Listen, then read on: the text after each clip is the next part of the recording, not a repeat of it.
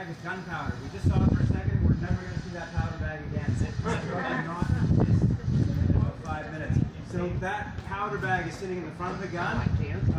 Gunner Walsh's friend, Sergeant Major Crawley, is now going to push the powder into the back of the gun using that long wooden staff called a rammer. So the powder is now at the back of the gun, right next to where Gunner Walsh is. So he's taking a little wire that's pointed on the end called a priming iron, and he's going to put that down the vent hole in the back of the gun and break open the bag. So there's now like a pile of exposed powder sitting right underneath the vent hole. Ooh, now they're grabbing their wooden hand spikes, and they're using the power of leverage and human muscle strength to roll that cannon forward. That's actually a lot harder than the books for now. Yeah, and they roll the gun forward. That's how the explosion happens on the outside of the fort instead of on the inside of the fort. Very important. All right, next we see is that Bombardier Walsh, not Gunner Walsh. He's taking out of his little pouch on his belt. He's taking out the ignition system. So he's using a quill today. That's a little hollow tube filled with explosives, and he put that tube inside the vent hole in the back of the gun, right on top of where that bag of powder is. So now all he has to do is apply just a little bit of a spark or a flame or an electric shock or something like that to the top of that quill. That will make the explosives in the quill go off, sending sparks showering down onto the bag of powder. And then my favorite part happens.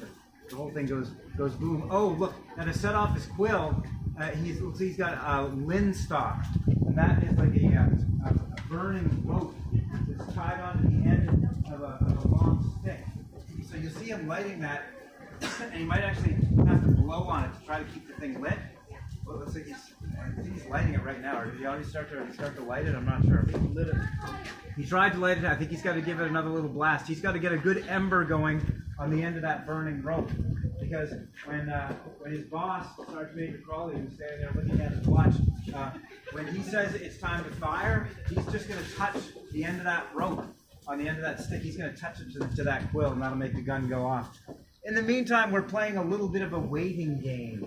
You see there's other staff over there standing up high, looking down toward the front of the gun. They're standing there looking at the front of the gun because if there's anyone standing in front of the gun, like any living human being, they will not fire that cannon. Yeah, there's a lot of fire and smoke. It's not a cannonball, but a lot of stuff comes out of that gun. So believe it or not, we can't see it from here. Actually, you might be able to see it if you bend down through that tunnel there. But they've got security staff outside. There's got the whole front of the road going around the Citadel. That's all blocked off. There's no human beings inside that zone. Oh, looks like we have an issue maybe with security. We had a guard coming up who's got something to say to the group. What's going on? Oh, they're looking for one of their guards. They're saying, you're not supposed to be up here. You're supposed to be down guarding the Citadel. Get down here. Yeah, I know. That's a very embarrassed soldier right there. I don't know what she was doing up there watching the noon gun, but everybody likes to watch the noon gun. This is what we do in Halifax. Like if anyone ever visits from other fabulous places around the world, if we ever have friends visiting us from I don't know, Iowa or Michigan or anything, they always say you gotta come up to the Citadel and you gotta watch the fire of the noon gun. It's the most exciting thing that happens east of Montreal. Exactly, yeah. Now listen, I forgot to warn you as well. Oh, looks like we have about 30 seconds. A big warning. This is going to be very loud. You might want to plug your ears. It might be louder than you are expecting it to be. All right, this is the big waiting game. And they're still looking down range. They're not going to fire if there's anyone in their safety zone. Look at that. He's ready with the linstock. He's just got to touch. Oh, here we go.